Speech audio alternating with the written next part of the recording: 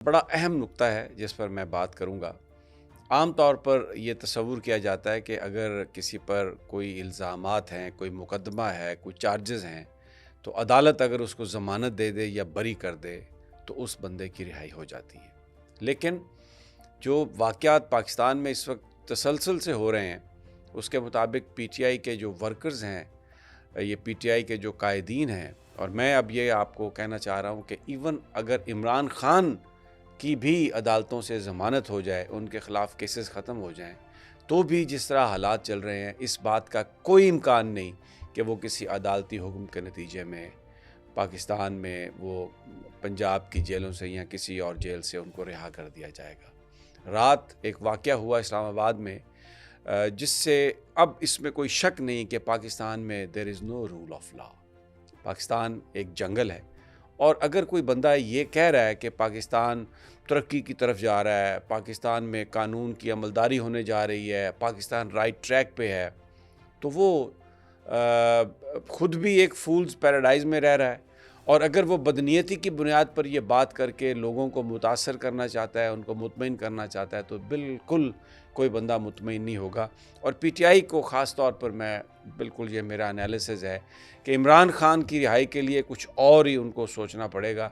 अदालती अहकामात के ज़रिए मुकदमात में बरी होने के नतीजे में अगर पीटीआई का कोई आदमी, लीडर, वर्कर ये समझता है कि इमरान खान रिहा हो जाएगा, तो वो भी मैं आपको ये बात बताता हूँ। अब मेरा एनालिसिस ये है कि वो भी he is living in fools paradise.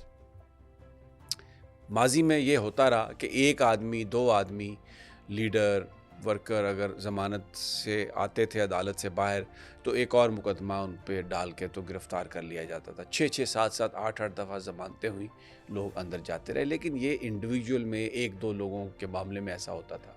रात पीटीआई के दर्जनों कारकुन, तकरीबन 70 कारकुन, जिनको इंसदाद दहशतगर्दी की अदालत में जज अबुल हसनात जुल्करनैन ने उनको डिस्चार्ज किया। उनके ख़िलाफ़ मुकदमा ख़त्म करके ये कहा कि इनकी हथकड़ी खोल दी जाए अभी और इनको रिहा किया जाए। लेकिन क्या हुआ, जुडिशल कॉम्प्लेक्स के अंदर से उन लोगों को दोबारा गिरफ़्तार किया गया। वो अंदर जो वकला थे वो जज साहब के पास गए और उनसे कहा ये सिचुएशन है। वो जो मुल्ज़मान जिनकी ज़मानत जज साहब ने दी, जिनको कहा कि डिस्चार्ज किया, ज़मानत नहीं डिस्चार्ज किया, क्योंकि उनको 18 दिन से वो बंद थे, और बताया जाता है कि शायद जेलम की जेलों से लाया गया था या पता नहीं किसी और जेलों से उनको लाया गया था शनाख्त परेड के लिए। कोई उनकी शनाख्त परेड नहीं हो सकी किसी तरह से भी, और 18 दिन से वो जेलों में थे बग़ैर किसी वजह के। तो जज साहब ने उनको डिस्चार्ज कर दिया कि बरी है, जाओ अपने घर जाओ यहाँ से। तो उनको इस्लामाबाद पुलिस की भारी नफरी को तैनात कर दिया गया बाहर, और उनको वो 2-2.5 घंटे जेल अपने अदालत के अंदर छुपे रहे, और जैसे ही वो बाहर निकले फिर उनको उन्होंने जुडिशल कॉम्प्लेक्स के अंदर से गिरफ्तार कर लिया, यानी अहाते से। इन्फॉर्मेशन मिली आपको, डेफिनेटली दिल चाह रहा होगा कि मज़ीद इसकी पूरी तफसीलात लें, तो बिल्कुल आपको तफसीलात देते हैं। ये जो लिंक है नीचे, इस पर क्लिक करें, पूरी वीडियो आपको मिलेगी, कोई तशनगी नहीं रहेगी, सारी इन्फॉर्मेशन है। और अगर फिर भी आप कुछ सवाल हमसे करना चाहते हैं तो इनबॉक्स करें, नीचे हमें सवाल भेजें, उसका भी जवाब आपको देंगे।